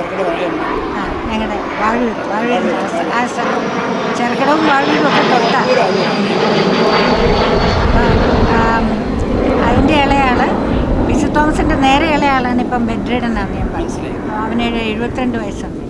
അവനും ഏറ്റവും ഇളയ ആളുമായിട്ട് 5 വയസ്സിന് വ്യത്യാസമുണ്ട്. എൻ്റെ ഫാദർ മരിക്കുമ്പം ആ ബ്രദറിന് 4 or 5 വയസ്സേ ഉള്ളൂ. അവൻ ഡോക്ടറാണ്. അവനിപ്പം ദോഹയിലാണ് സ്വന്തം ക്ലിനിക്കായിട്ട്. കുറേ നാളായിട്ട് അവിടെയാണ്. വൈഫ് ഡോക്ടറല്ല, വൈഫ് പിന്നെ അതെ സ്വന്തം. ഡോക്ടർ ജഗൻസ് ക്ലിനിക് എന്ന്. ഇത് കാണുന്ന പ്രേക്ഷകർക്ക് അതെ, ഡോക്ടർ ജഗൻ എന്ന് പറഞ്ഞാൽ അവിടെ എല്ലാവർക്കും തന്നെ അറിയാം. അതെ അതെ, ജഗൻ ചാക്കോ എന്നാണ് അവൻ്റെ പേര്. അവർക്ക് പിന്നെ ഇവിടെ വരുമ്പം താമസിക്കാനായിട്ട് പിന്നെ തേവരയിലൊരു വീടുണ്ട്. അപ്പോൾ ഇടയ്ക്കിടയ്ക്ക് അവൻ്റെ അമേരിക്കയിൽ പല പ്രാവശ്യം വന്നിട്ടുണ്ട്. രണ്ടാമത്തെ പി.സി. തോമസ് സാറ് വന്നിട്ടുണ്ട് 2 പ്രാവശ്യം. എന്തോ ഇപ്പോൾ ഒത്തിരി നാളായി വന്നിട്ട്. 2 പ്രാവശ്യം വന്നിട്ടുണ്ട്. ഞങ്ങളുടെ മറ്റേ വീട്ടിൽ വന്നിട്ടുണ്ട്. ഈ വീട്ടിൽ വന്നിട്ടുണ്ടോ? ഇല്ലെന്ന് തോന്നുന്നു. മറ്റേ വീട്ടിലാണ്. ഞങ്ങൾ ഫസ്റ്റ് കോളനിയിൽ ആദ്യം താമസിച്ചിരുന്നത്. അവിടെ വന്നിട്ടുണ്ട്. രണ്ടാമത്തെ ബ്രദർ ഞാൻ പറഞ്ഞില്ലേ, അവൻ ഇപ്പം കിടപ്പാണ്. മൂന്നാമത്തെ ബ്രദർ പല പ്രാവശ്യം വന്നിട്ടുണ്ട്. സക്സസ്ഫുൾ ആയ ഗ്രാൻഡ് ചിൽഡ്രൻ ആരുണ്ട് പി ടി ചാക്കോയുടെ? നിങ്ങൾ വളരെ സക്സസ്ഫുൾ ആണ്. വളരെ അറിയപ്പെടുന്നതായിട്ട് പറഞ്ഞാൽ ഗ്രാൻഡ് ചിൽഡ്രനിൽ എൻ്റെ മക്കളുടെ കാര്യം മതിയോ? എൻ്റെ മോൻ നല്ലൊരു ലോയറാണ്. അവൻ സ്വന്തം കോർപ്പറേറ്റ് അല്ല, അവൻ ഇവിടെ പഠിച്ചു. കുറച്ച് LLM പഠിച്ചു. LLB അവിടെ പഠിച്ചു. അതായത് പ്രീ ഡിഗ്രി കഴിഞ്ഞിട്ട് അവിടെ LLBക്ക് കയറായിരുന്നു. അപ്പോൾ അവൻ അവിടെ ചേർന്നു. അത് കഴിഞ്ഞിട്ട് അവൻ പിന്നെ LLB കഴിഞ്ഞിട്ട് അവൻ ഇവിടെ വന്ന് LLM ചെയ്തു. അത് കഴിഞ്ഞിട്ട് ഇപ്പം സ്വന്തം പ്രാക്ടീസാണ്, നല്ല പ്രാക്ടീസാണ്. അമേരിക്കൻ ലോയറാണ്, അമേരിക്കൻ ക്വാളിഫിക്കേഷനാണ്, വർക്ക് ചെയ്യുന്നത് ഇന്ത്യയിലെ ക്വാളിഫിക്കേഷനും ഉണ്ട്. ഇപ്പം ഇവിടുത്തെ ക്ലയൻസ് ഉണ്ട്, ഇവിടുന്ന് അവിടെ പോയി ബിസിനസ് ചെയ്യുന്ന. അവനിവിടെ കഴിഞ്ഞ കൊല്ലം അവനെ ഏറ്റവും കൂടുതൽ ഇളയ മോൻ കാലിഫോർണിയയിലുണ്ട്, മറ്റവനാണ് കൂടുതൽ വരുന്നത് ഇവിടെ. അവനിവിടെ ക്ലയൻസൊക്കെ ഉള്ളതുകൊണ്ട് ടെക്സസിലല്ല, വേറെ ബോസ്റ്റൺ. അപ്പോൾ ഇവിടെ വരും. കഴിഞ്ഞ 2024 3 പ്രാവശ്യം 4 പ്രാവശ്യമായിട്ട് വന്നിട്ടുണ്ട്. വളരെ ചുരുക്കത്തിൽ പറഞ്ഞ കാലിഫോർണിയയിലെ മോൻ എന്തുവരെ പഠിച്ചു? അവൻ engineering, electrical, electronics and computer engineering, അത് ഓസ്റ്റിനിലാണ് പഠിച്ചത്. അവനും അവൻ്റെ വൈഫ് ഇസ് ആൻ ആർക്കിടെക്റ്റ്. അവർക്ക് പിള്ളേരില്ല. മൂത്ത മോന് ഒരു ട്വിൻസ് ഉണ്ട്. അങ്ങനെ നമുക്ക് അടുത്തൊരു ലെവലിലേക്ക് ഓക്കെ, നമുക്ക് അകത്ത് അങ്ങനെയാണ്. ചൂടത്ത് അതെ അതെ താങ്ക് യു. ഞാൻ വേണം പിടിക്കാം. കുറച്ച് ഇത് വേണേ എടുക്കാം. കേൾക്കാവോ? പിന്നെ ഞാൻ